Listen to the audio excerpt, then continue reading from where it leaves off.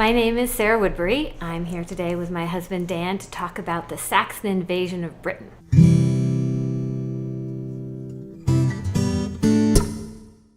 So the Romans pulled out of Britain in 410, and the Saxons just came in and took over, right?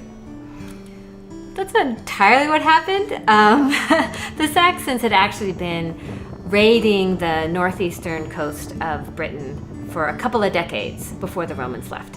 That is potentially one of the reasons why Hadrian's Wall, which we talked about last week, was manned very close up to 410 when the Romans left.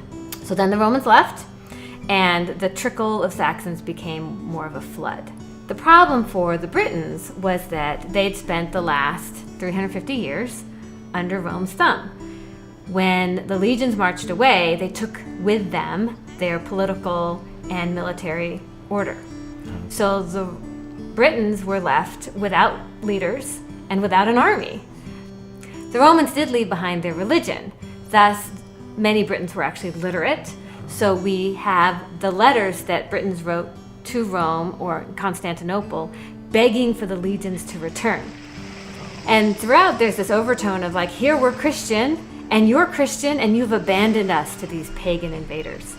But the Romans obviously didn't come back. They did not come back. So what happened? We are not entirely sure of how the Saxon takeover of England unfolded over time. The original thought was an invasion. So you have Saxons coming by the boatload and taking over the country, right? More recently, there's been a shift to the idea that maybe it was more of a Saxon migration, sort of a kinder, gentler Saxon takeover. So why is there uncertainty about that? Well, the reason for that is that when the Romans left, they took their administration with them.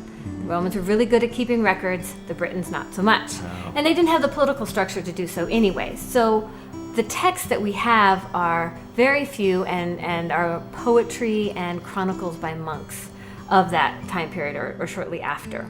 That's why in the past, the post-Roman period in Britain was called the Dark Ages. Well, what do those texts that we do have Right, talk about? and the texts we do have do chronicle a Saxon invasion. For example, Vortigern was a British military leader who rose to prominence in the mid-5th century. And the story goes that he invited a troop of Saxons into eastern England to help him fend off an invasion by a different group. Mm-hmm. Once the Saxons came, though, and this group was defeated, they stayed. So there's sort of a blame for the Saxon takeover of southeast England is placed on Vortigern in this text. Mm-hmm. We also have the original stories of King Arthur. And this isn't the King Arthur of courtly love and the round table and chivalry. These are the original references to him that are British and Welsh, where he is a Celtic warlord who fights off the Saxons, bringing peace to Britain for a generation. You have to remember, though, even with that, by 500, when the Battle of Mount Badon takes place, where this great event occurs, the Saxons already controlled all of eastern and southern England. By 757, that conquest was complete. So the Saxons now controlled all of the kingdoms of England. Language, culture, everything was Saxon, to the point that Offa, who became king of Mercia that year, began building a turf wall the full length of the border between Wales and England. Wow. Offa's Dyke. Okay. And we get to talk about Offa's Dyke and Woodbury Castle, which is a Saxon settlement, over the next couple weeks. If you like this video, click on the playlist or subscribe to my channel. There'll be a new video next week.